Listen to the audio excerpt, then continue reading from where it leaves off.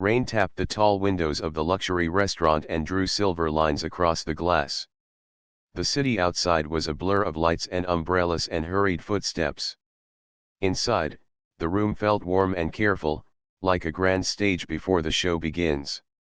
Tables wore white cloths and small candles. Soft music covered the sound of plates and quiet talk. The staff moved with steady rhythm, each person knowing where to be and when to arrive. The night felt important. It was not only the food. It was not only the name of the place. It was the promise that everything here would go right. Maya stood near the service station and checked the table plan again. She was in her late 20s, gentle-eyed, and steady in her posture. She had worked here for 3 years. She knew the sounds of the kitchen doors, the weight of full glasses, and the small ways guests showed stress when they had big decisions to make. She moved with a calm pace and spoke softly, like she wanted each person to relax. The other servers liked working with her because she never lost her cool. She remembered a story from her grandmother: when storms arrive, you can be the tree that bends, not the branch that breaks. Maya had learned to bend without losing her shape. The manager, Elias, stood near the host's stand, straightening his tie. He reminded everyone to be perfect tonight. A very important table was coming. The names were famous in business pages. A deal was being discussed and, if it happened, it would be huge for both sides. "Keep your eyes open," Elias said in a hush. "We want them to feel at home." He meant the special guests, of course. But Maya reminded herself that every guest should feel at home. That was the promise she kept, one table at a time. The kitchen was a careful storm. The chef checked the sauces, the team lined up entrees, and a tray of delicate starters waited under warm lights. A short delay was building because of the weather. Deliveries had arrived late. A stovetop had needed a quick repair. The chef gave a signal with 2 fingers: a few minutes more. Maya nodded and breathed in. She could handle a delay. What mattered was honest information and a steady voice. The front doors opened with a rush of cold air. He walked in then, tall and sharp in a dark suit, with a driver holding an umbrella behind him. His name was Victor Hale. Newspapers called him a self-made leader. He was known for smart deals and fast moves. Tonight he had that look people get when they are running before the day even begins. He checked his watch. He checked his phone. He barely saw the room. The host greeted him and led him to the corner table with the best view. 2 other men in suits were already seated, and a woman in a navy blazer sat next to an older gentleman who kept his eyes on the window for a moment longer than most. Maya approached with a warm smile. "Welcome. I'm Maya. I'll be taking care of you this evening." She explained gently that the kitchen was just a few minutes behind because of the rain and delays. The chef sends his apologies and a small amuse-bouche to start. "May I bring sparkling water and still water for the table while you look at the menu?" The 2 men in suits thanked her. The woman nodded. Victor did not look up right away. He flicked his eyes over her, then to his watch, then to the host who hovered nearby. His voice was even, but it carried. He made a dismissive remark that questioned Maya's intelligence, as if her explanation was silly. It was not loud, but the space around the table heard. A tiny silence spread. The host gave a tight smile, as if this sort of tone could be waved away by a perfect napkin fold. The manager took a step closer, then paused, and decided to say nothing. Maya felt the words land. For a moment, heat rose behind her eyes. But then she steadied her breath. She knew her work. She knew her plan. She set the menus down with care. "Of course," she said softly. "I'll bring water right away." She turned and walked to the service station, shoulders square, steps calm. She did not rush, and she did not slow down. She focused on the craft in front of her. 2 bottles, chilled glasses, a silver tray. She returned with the water and poured in a smooth line, moving clockwise, pouring just enough so each guest felt seen, not rushed. At a nearby table, the older gentleman, his name was Alan, watched this with quiet attention. He was the chair of the partner company. Many people in the room did not know that. He did not dress for show, and he did not talk for noise. He liked to see how people behaved when they believed no one important was watching. As Maya poured his water, he looked at her and offered a small thank you. It was the kind of thank you that says, "I see your work." She nodded and moved on. The first course delay meant the amuse-bouche would play a bigger role. Maya explained the small bite and the flavor profile in calm language. She checked for allergies and preferences and repeated them back to the table: 1 no shellfish, 1 gluten sensitive, 1 vegetarian. She carried a pen and noted the seat numbers on her order slip. Her handwriting was neat, each letter clear. She knew a neat note could save a guest's night.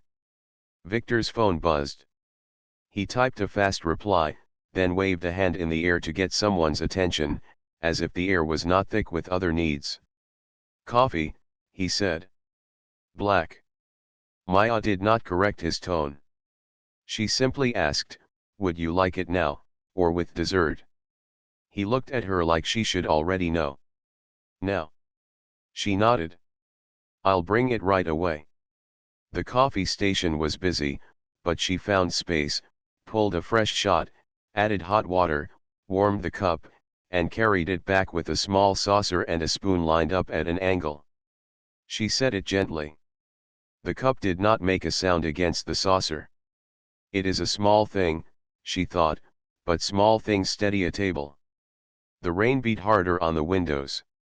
Guests spoke in low voices, the kind that float and vanish. Two diners in the middle of the room glanced at the corner table now and then. The air had a current. People can sense it when a room changes. The manager drifted near, smiled at Victor, and said, "We will take excellent care of you, sir." He did not say anything to Maya. She noticed, but she did not take it in. She kept her focus on her steps. Clear eyes, soft voice, no wasted movement. When the amuse-bouche arrived, Maya presented it as if nothing had gone off course. She described the textures in 2 sentences. She watched their faces, ready to adjust. She replaced an empty water glass without interrupting a conversation. She wrote down the cocktail order and checked if anyone wanted a different garnish. She brought a small tray of lemon twists and orange peels so no one needed to ask again. She gave the table space, but she did not disappear. She read the rhythm and returned when needed. Alan noticed everything. He noticed how Victor's eyes jumped from phone to watch to server and back again. He noticed how Maya's hands did not shake. He noticed how the host, eager to please, laughed too quickly at Victor's jokes that were not really jokes. He noticed how the manager stayed near but did not protect his staff, as if the table's money changed the rules. He was not a man who liked scenes. He liked facts.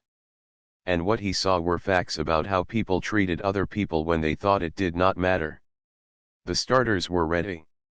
The kitchen had found its flow again. Maya picked up plates with the chef's silent nod. She did a last check, the vegetarian plate with a clean knife, the gluten-sensitive plate marked, the no shellfish request honored.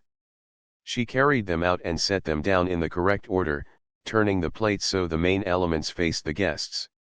She checked in with a simple line, "How is everything tasting so far?" The woman in the navy blazer smiled and said it was lovely. One of the men nodded. Victor did not answer. He was reading an email. Maya did not push. She left them to their meal and stepped back. At a small corner table, a couple was celebrating a birthday. The pastry chef had piped a tiny message on a plate. Maya liked that. She liked small celebrations. She liked when people used food to show care. She sent a quiet note to the pastry station to time the dessert for that table with a candle. She believed in little plans that make a night feel held. When she returned to the corner table, Victor asked about the delay again, as if the earlier answer did not exist. He made another short, cutting remark, the kind of remark that makes the air heavy. Maya kept her voice even. She said she understood that time was important and that the main course was on its way. She offered a fresh basket of warm bread and a small plate of olive oil with a pinch of sea salt. She learned long ago that a small, warm thing can change a mood. He looked at the bread as if it were a problem to solve. He did not take any. The older gentleman looked at Maya and saw the effort behind her quiet face. He had a daughter about her age. He thought about the people who keep things running in a world that claps for outcomes but forgets the hands that carry them. He took a slice of bread, broke it in half, and thanked Maya by name. She felt herself breathe a bit easier. In the back, two servers whispered about the corner table. They were worried for Maya. She just smiled and said, "We do the work. We don't let a storm choose who we are." She checked the tickets again, confirmed the fire times with the kitchen, and made sure the table had fresh water and clean crumbs. She brought extra napkins folded in a soft triangle. She adjusted the candle so the flame did not flicker too much when the door opened. These were tiny tasks, but they were also her power. They were the tools she had to make a difficult moment feel safe and clear. At another table, a guest asked Maya about the sauce. She explained in simple words how it was built and how the flavors layered. The guest listened and smiled. "You should be a teacher," he said, half joking. Maya laughed softly. "Maybe I already am, just in a different classroom." She moved on before the compliment could turn into a long talk. She had work to do. The main door opened again, letting in a draft and the smell of wet pavement. For a second, the whole room looked toward the entrance. The storm had not eased. The city kept moving anyway, one umbrella after another. In the corner, the conversation about numbers and terms grew firm. Two voices leaned in. One voice, Alan's, remained quiet. He did not argue. He watched. Maya returned with a small plate the chef had sent as a gesture, a spoon of warm soup, rich but delicate, offered to smooth the wait for the main course. She asked permission to set it down. She stood a little extra straight now, because this was a bridge from delay to delight. She spoke calmly, but her heart had a faster rhythm. She wanted the table to feel that the evening could still be kind. She wanted the older gentleman to know that she was not a problem to move around, but a person who cared. She wanted the manager to see that respect begins with small choices, not press-friendly words. Victor glanced at the soup and made a sound that could have been a laugh or a sigh. It did not matter which. What mattered was how the rest of the table responded. The woman in the navy blazer tasted the soup and said it was excellent. One of the men nodded and relaxed his shoulders. Alan lifted his spoon and tried it with real attention. He looked at Maya, and a line in his face softened. "Thank you," he said. Only that. But it landed like a light in a dark room. Maya moved away and stood near the service station, giving the table space. She checked the printer, picked up fresh tickets, and watched the kitchen team plate the mains at last. Timing matters, she thought. But so does tone. Tonight, she could not change the storm or the delays. She could only choose her tone. Calm. Clear. Kind. She could hold onto those things and offer them like a steady hand to a person who is slipping. The candles burned lower. The music turned one notch deeper. The room, which had felt like a stage, now felt like a story unfolding in many quiet lines. At the corner table, a story was unfolding too. It was not yet loud. It did not have a headline. It was only a set of small facts, a leader's haste, a server's grace, a manager's silence, an older man's careful eyes. The night did not shout. It took notes. Maya lifted a tray with both hands and took one more slow breath. She stepped toward the corner with the main course, the plates shining under the heat lamp's last trace. Her steps were balanced and sure. The room watched without watching. The rain pressed its rhythm on the windows. And in that warm, careful space, under soft lights and steady hands, something important began to take shape, even if most people did not yet know it. The main course reached the pass at last, each plate shining under the warm lights. Maya checked the tickets again, reading the notes she had written earlier. Seat 2, gluten sensitive. Seat 4, vegetarian. Seat 5, no shellfish. She touched each plate tag with her finger, a tiny ritual to steady her focus, then lifted them with a balanced grip. Her steps were calm as she crossed the floor. The room's sound rose and fell like a soft tide. She entered the corner of it the way a good musician joins a song on time, in tune, and without trying to outshine anyone. She set the plates down in perfect order, turning each one so the main elements faced the guest.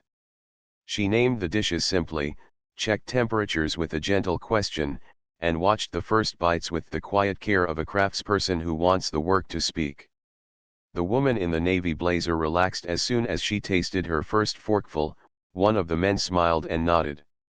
Victor did not taste his food at first. He tapped his phone, scanned an email, and let the plate cool in front of him. The older gentleman, Alan, waited a beat before lifting his knife and fork, as if giving space for the room to come back into balance. Maya stepped back to give them room. Before she could reach the service station, a whisper from the host caught her ear. Another table needed her quickly. She crossed the aisle and found a concerned guest pointing to a small line in the menu. "No nuts for me," the guest said, tapping a bracelet that held a medical tag. "I think I ordered the right item, but I got nervous." Maya smiled and checked the order in the system.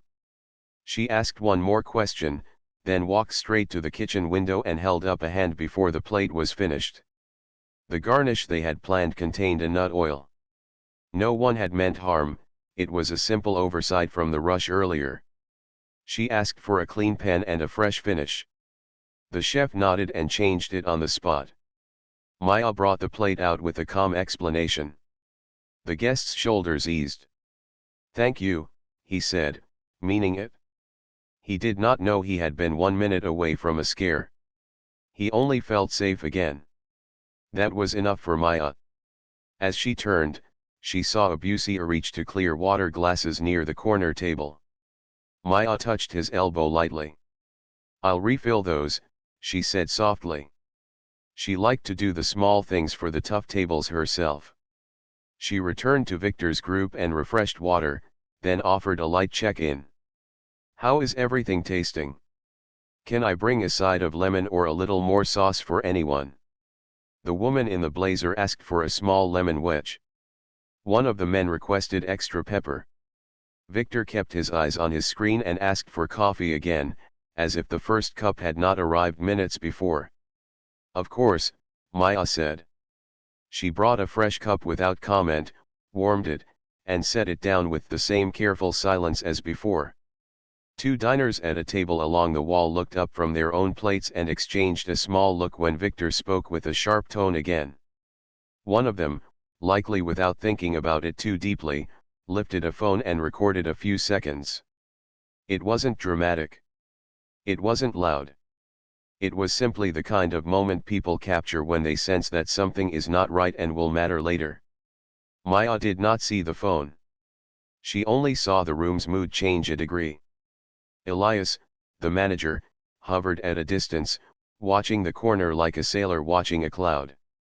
He drifted toward Maya when she stepped away to the service station. "Just keep your cool," he murmured. "This table is very important. We cannot afford any missteps." His words were not rough, but they landed in a way that made her feel alone.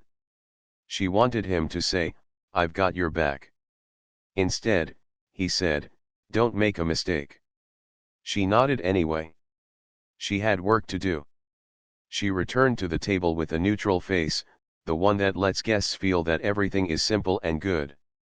Alan asked a quiet question when Elias came by to freshen the wine list. What kind of training do your staff get for busy nights like this? His tone was gentle, not testing, but it invited an honest answer. Elias straightened. We do regular sessions, he said. Service, safety, hospitality, our standards are very high. He sounded proud, almost rehearsed. That's good to hear, Alan replied, and let the conversation end. He was not trying to embarrass anyone. He was only collecting facts. Maya arrived with the wine for the second pour. She presented the bottle, confirmed the vintage, and offered a small taste to the woman who had ordered it. The woman took a sip and smiled. Very nice, she said. Maya poured with a steady wrist, keeping the label forward, never touching the glass with the bottle. She set the bottle on a small coaster and checked the table's eyes. She had learned that eyes tell the truth before words do. Tonight, some eyes were kind. Some were tired. One was impatient. She decided to keep giving the table what she gives every table, attention without pressure, care without noise. Culture, Victor said then, talking to his guests about business. Our company is about people first. We move fast, but we take care of our team. He spoke with the ease of a person who has said these lines before microphones and cameras. He said the right words, the way a door sign uses the right font. As he spoke, a busier misread a signal and reached for a plate too early. Victor waved a hand sharply, as if pushing away a fly. Leave it, he said. The busier recoiled, cheeks warm. Maya met the busier's eyes and nodded, a small message, it's okay. We keep going. The sauce for the vegetarian dish needed a little more warmth. Maya asked the kitchen to heat a small spoonful and brought it in a tiny copper pot. Just a touch on the side, she said to the woman, who thanked her. It was a small fix, made smaller by good timing. These are the changes that make a night work, not apologies in big letters, but a spoon of warmth, placed right. At the nearest two-top, one of the diners whispered to the other, I'm glad she's here. They meant Maya. People often say she or he about servers, as if the person has no name in their memory. Yet the gratitude was real. Maya did not hear it, but she felt the air settle for a moment. The dining room is a place where strangers share space in quiet ways, and sometimes they share courage, too.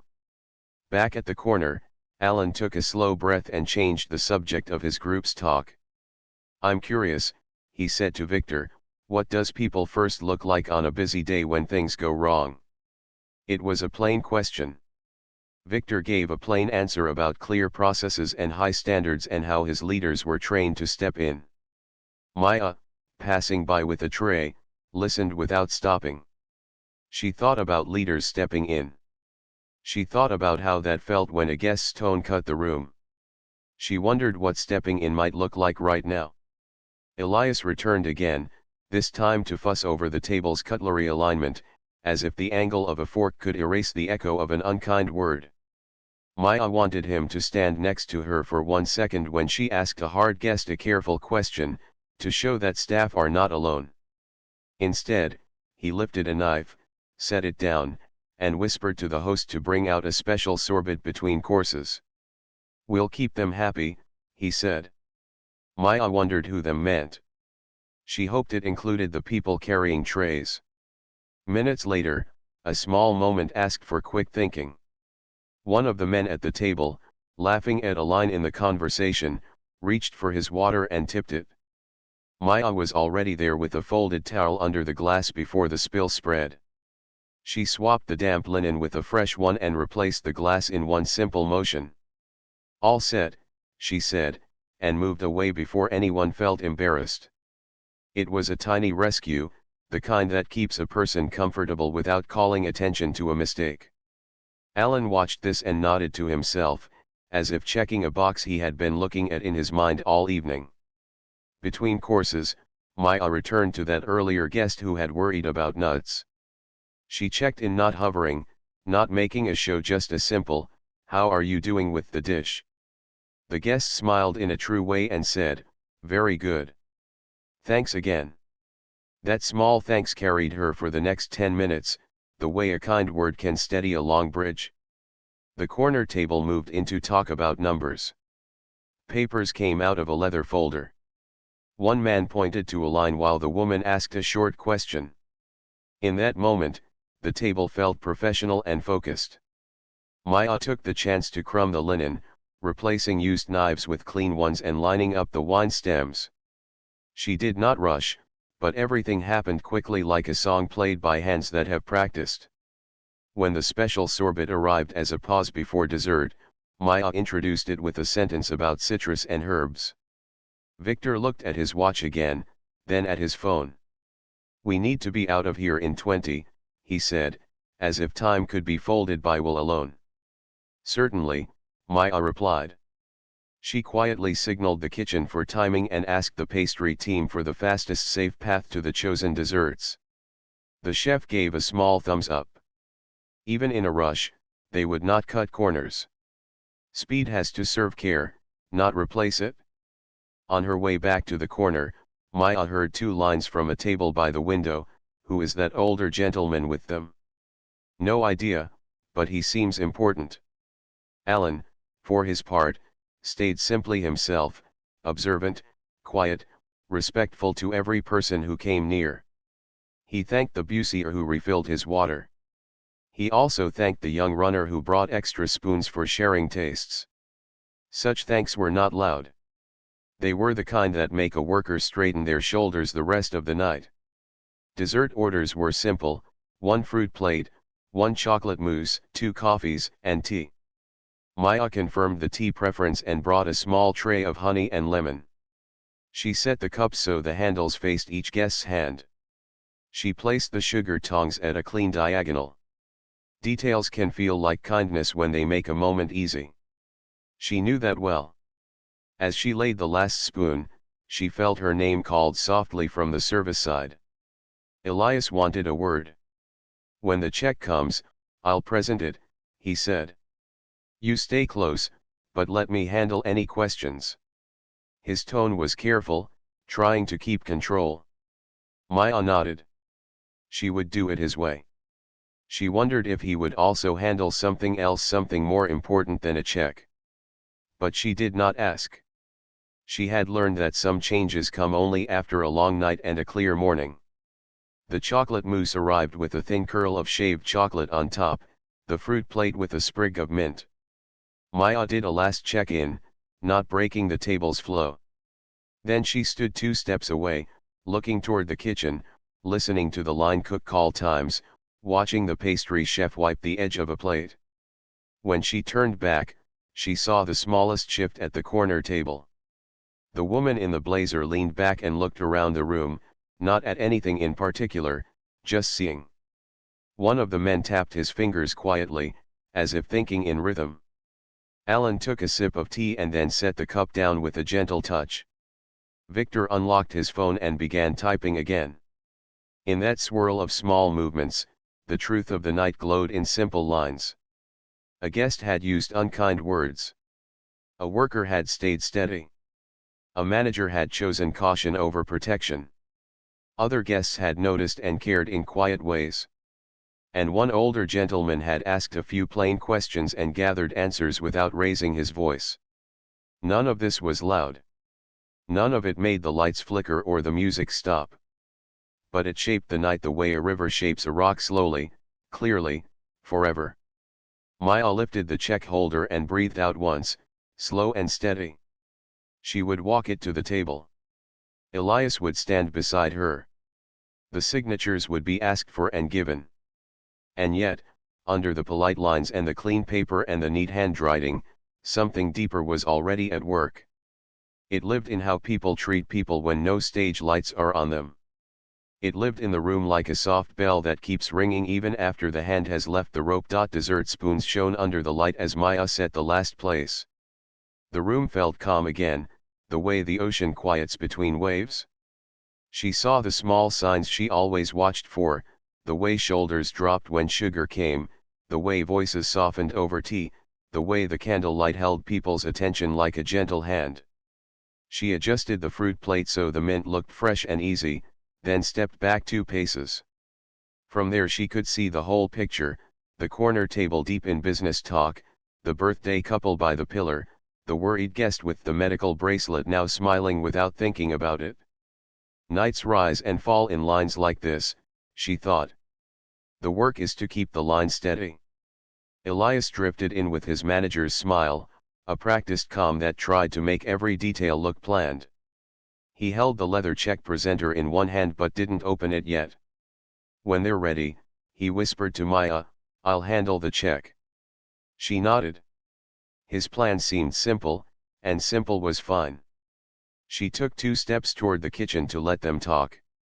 On the way, she noticed a napkin askew on a nearby chair. She straightened it without breaking her pace. Small order, small piece. A young runner passed her with espresso cups on a tray. The runner was new, careful, and bright-eyed. The cups rattled a little as she walked.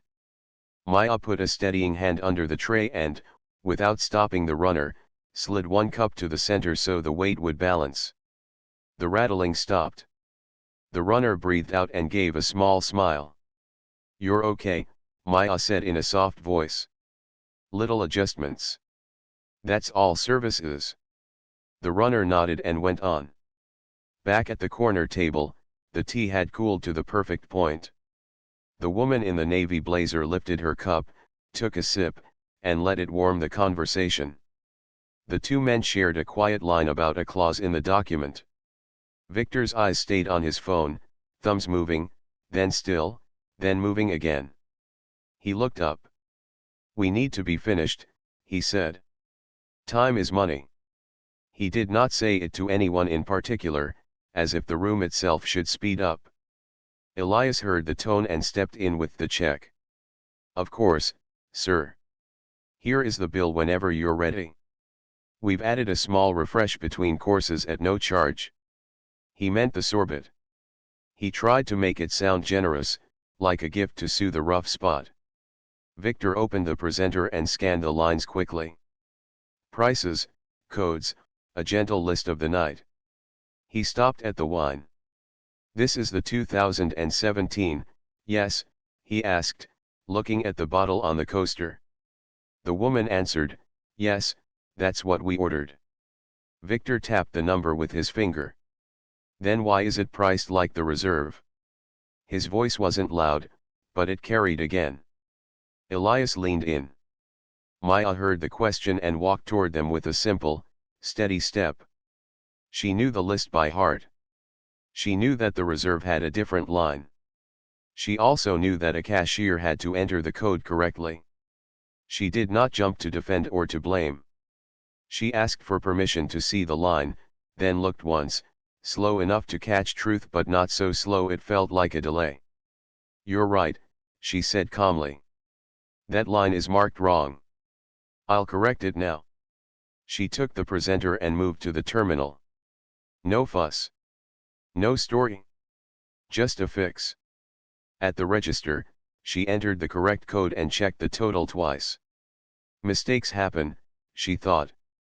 The test is what you do next.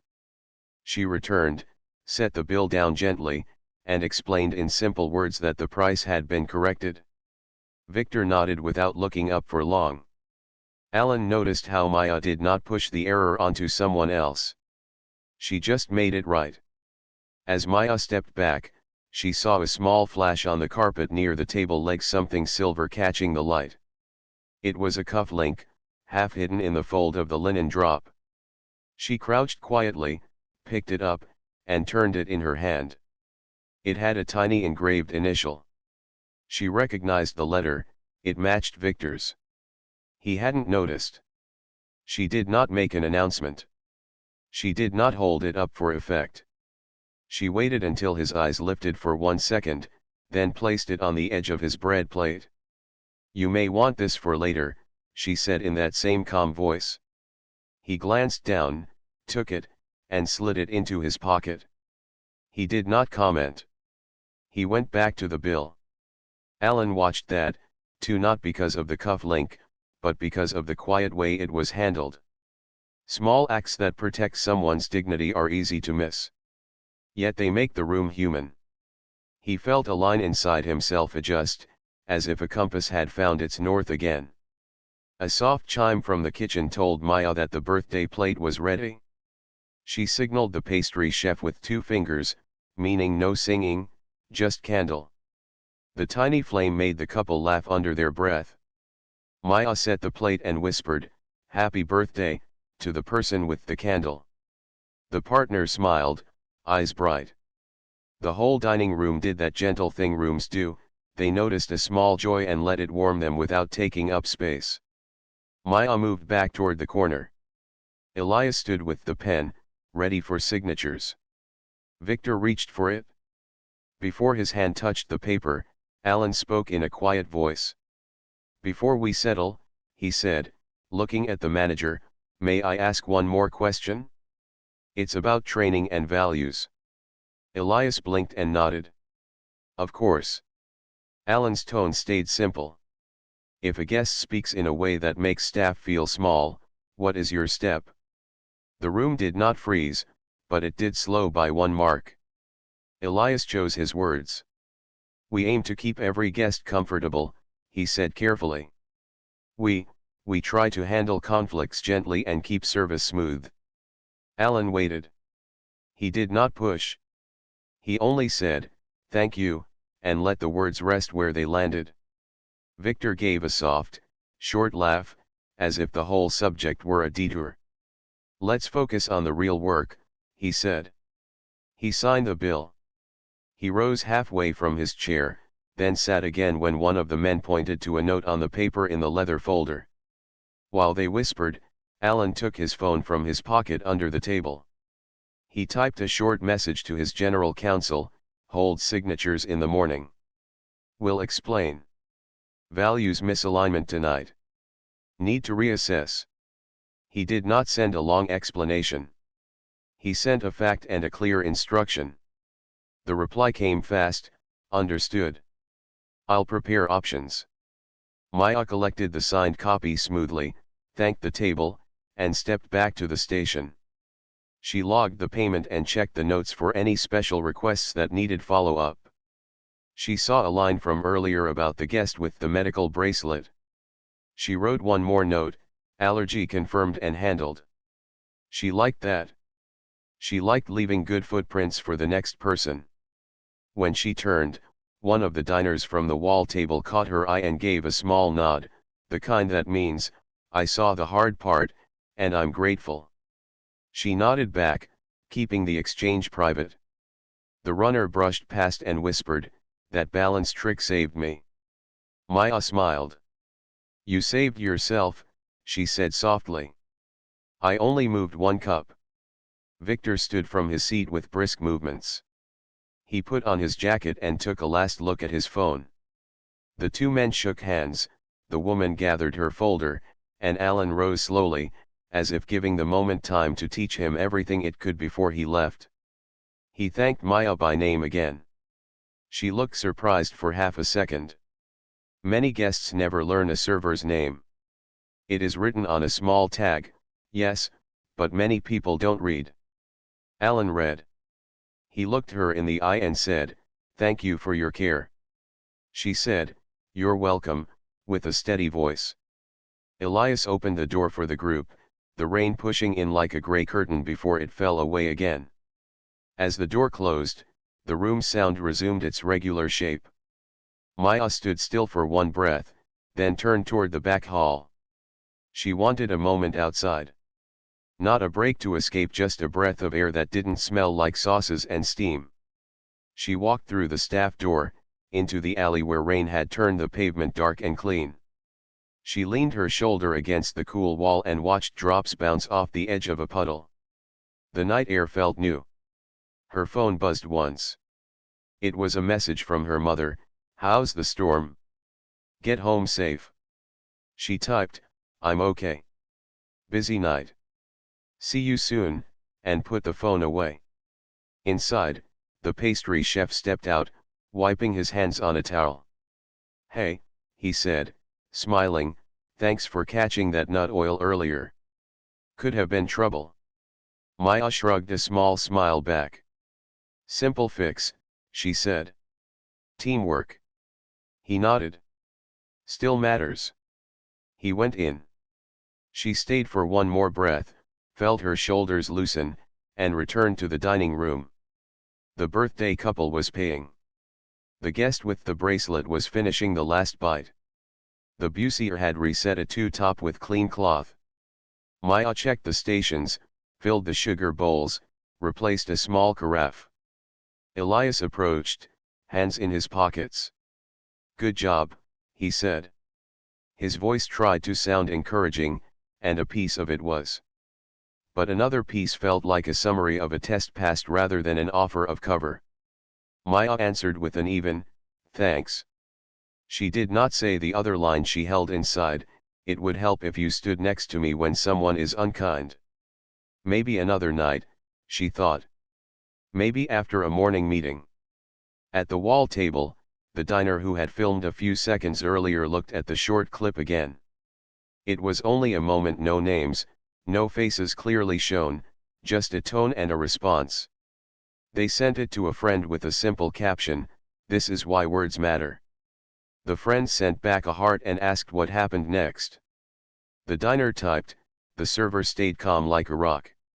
I want to be like that when someone tests me.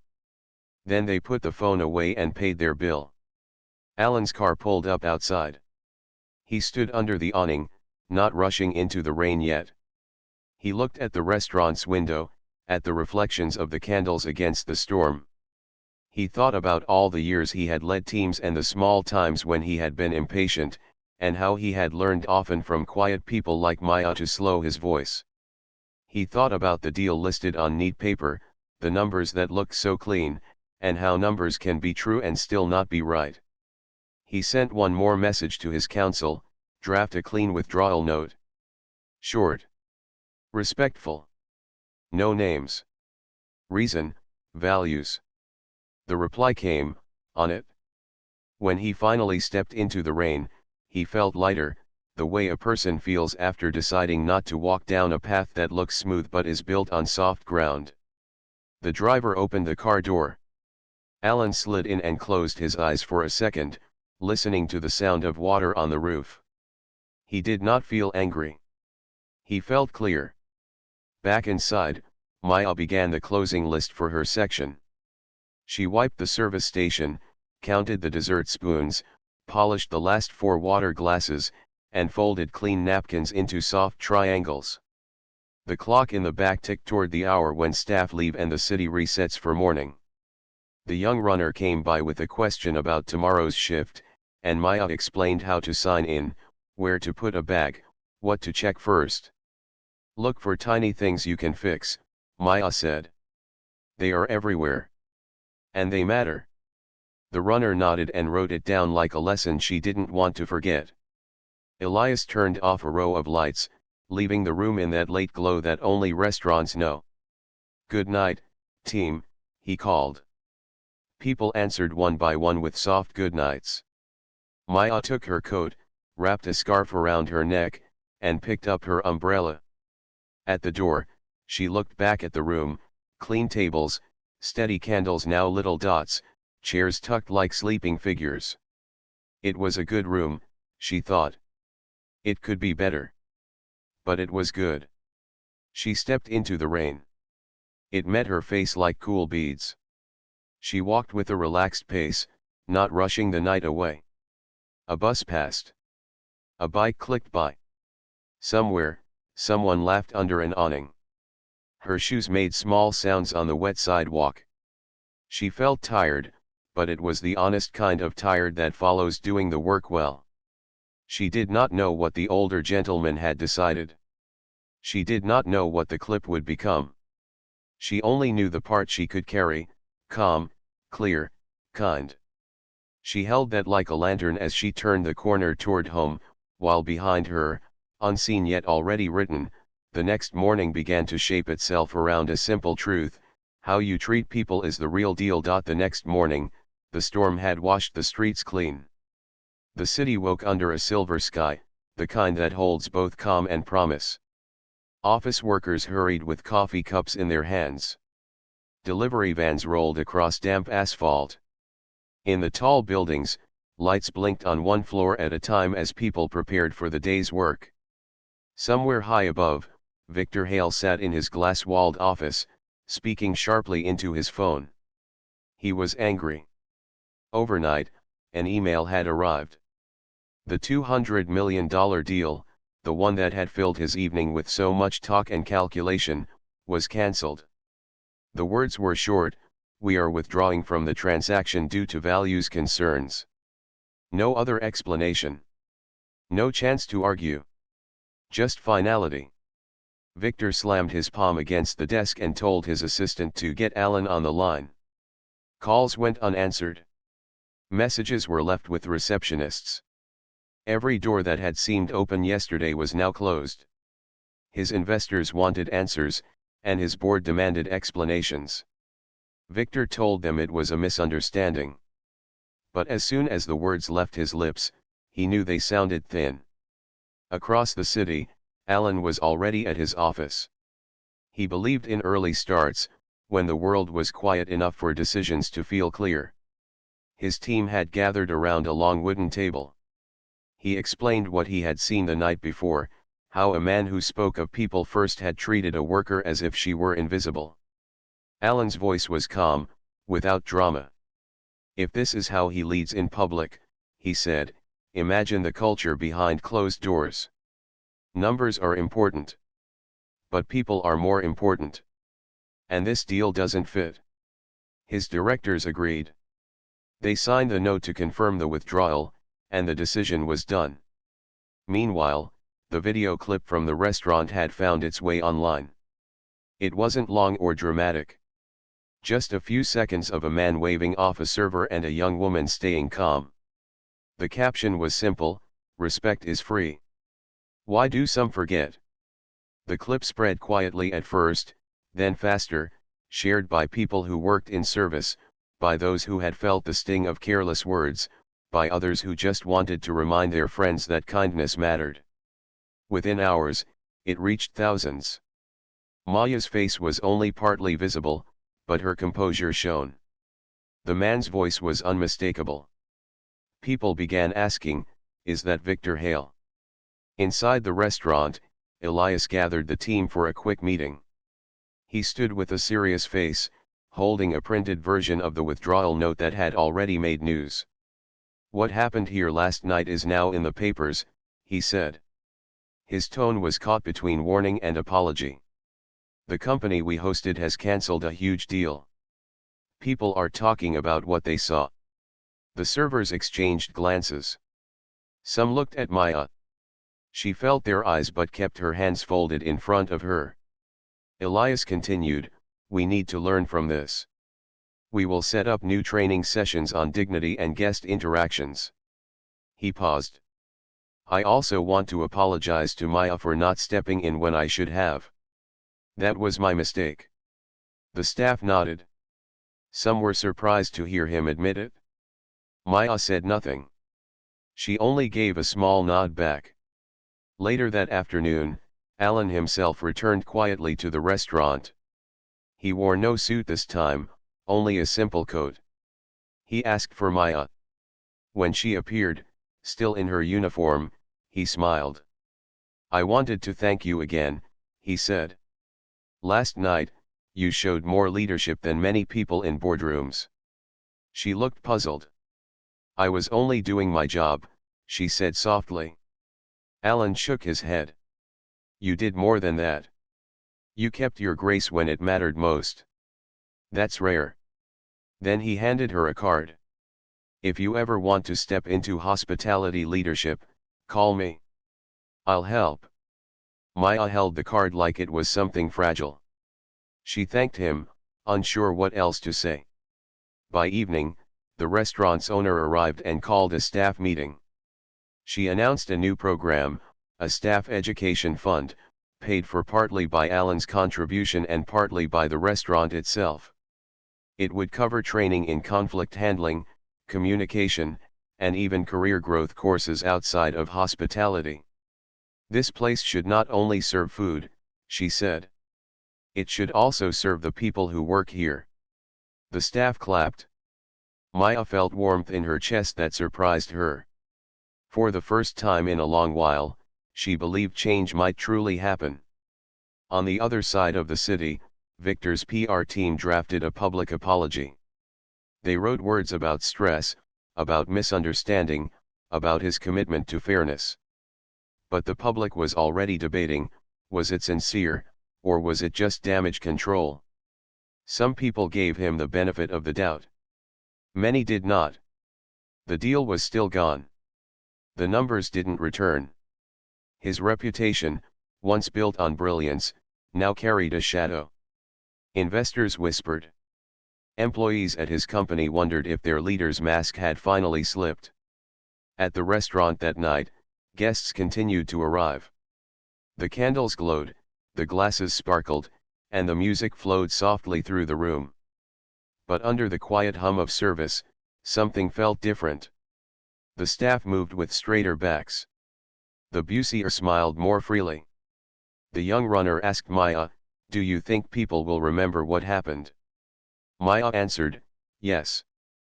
But more important is what we do with it. That's what makes the memory matter." And so, in a city where deals rise and fall with numbers on screens, one night at a restaurant left a different kind of mark. A careless word had cost millions.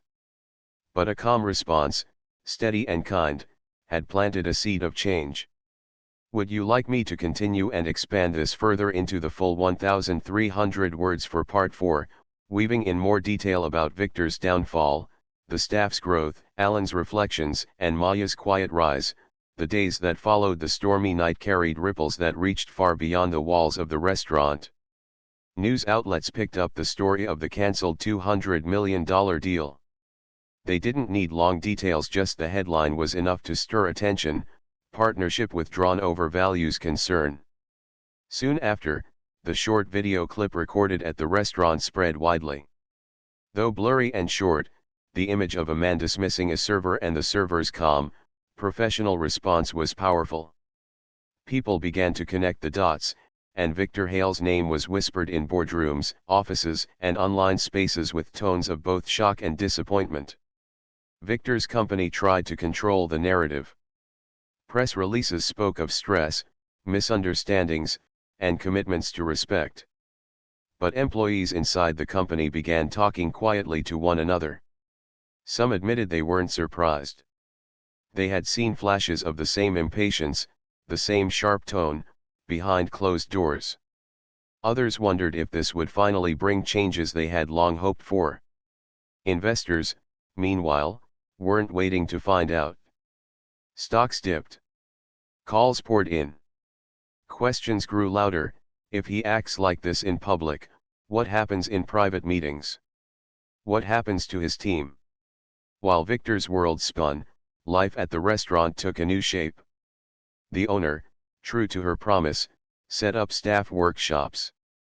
For the first time, servers and busiers were trained not just in carrying plates and polishing glasses, but in standing tall when treated unfairly. Conflict handling, de-escalation, self-respect, all were now part of the curriculum. The first session was awkward. Many staff weren't used to being told their dignity mattered as much as the guests' comfort. But Maya sat in the front row and listened closely. When asked to share her thoughts, she spoke with her steady voice: "Sometimes the hardest thing is to keep calm. But the second hardest is believing you deserve calm in return." The room was quiet for a long second before heads nodded all around. Alan, too, made good on his quiet promise.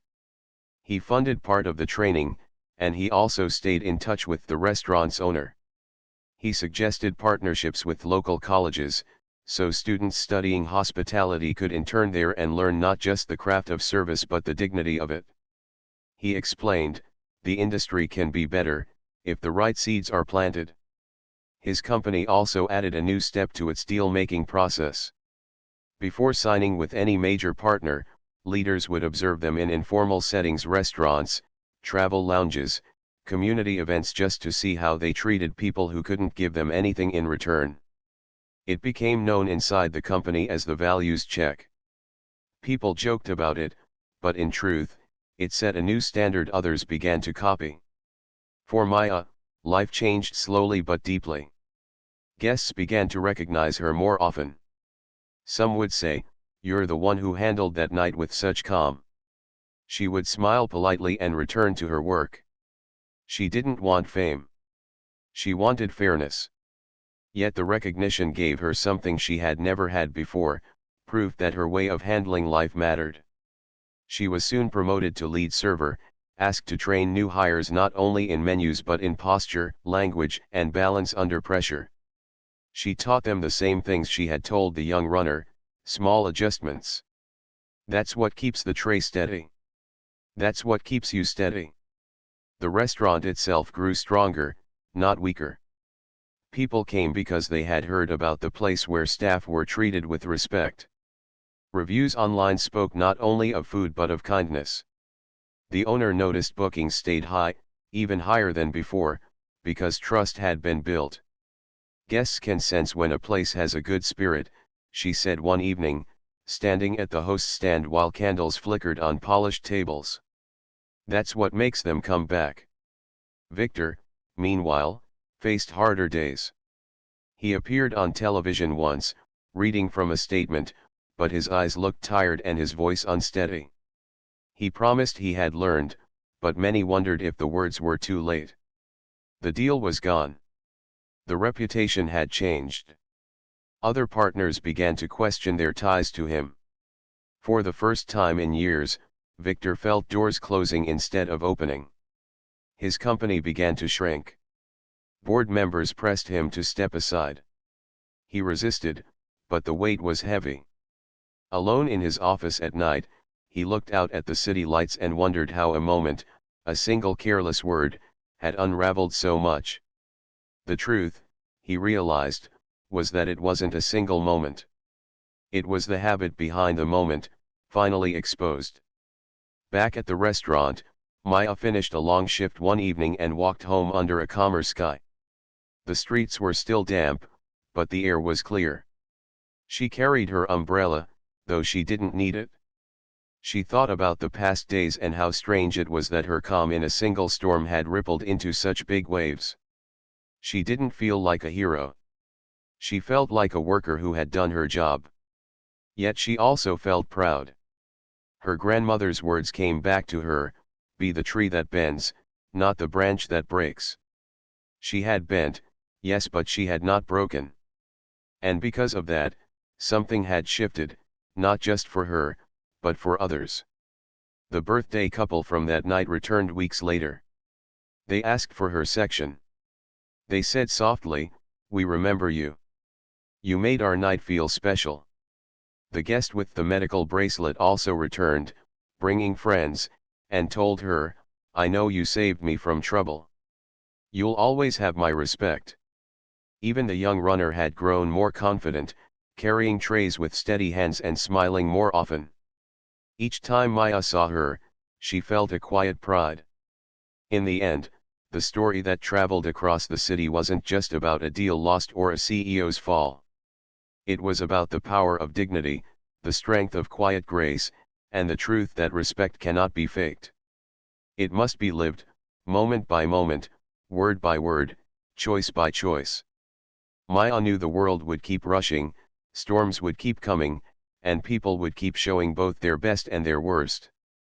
But she also knew she carried something steady inside her now, something she could share without losing. Calm. Clear.